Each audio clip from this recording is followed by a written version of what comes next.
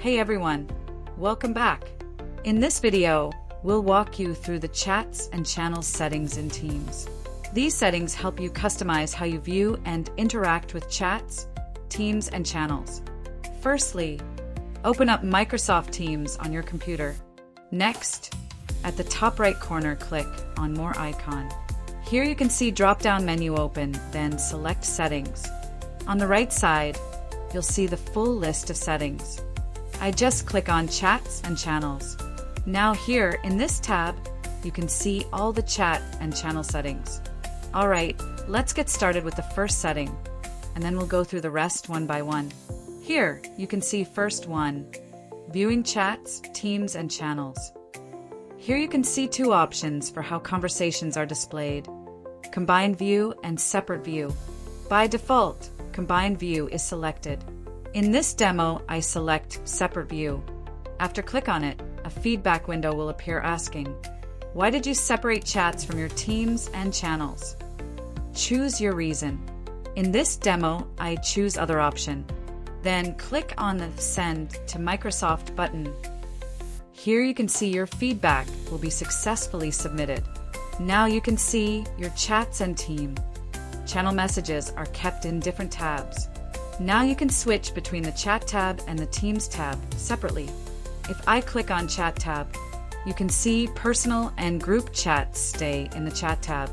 Next, if I click on the Teams, you can see here teams and channel conversations are organized under the Teams tab. Once you're done, we just come back to the Chats and Channels setting page to continue checking other settings. Next, let's look at the Chats and Channels list section. Sometimes you want to know what a message is about before reading it. By enabling this setting, you can preview chat messages before opening them. Now you can see, you can quickly read a message without opening the full chat. If this is turned off, you won't see message previews in your chat. Once you're done, we just come back to the setting page to continue checking other settings.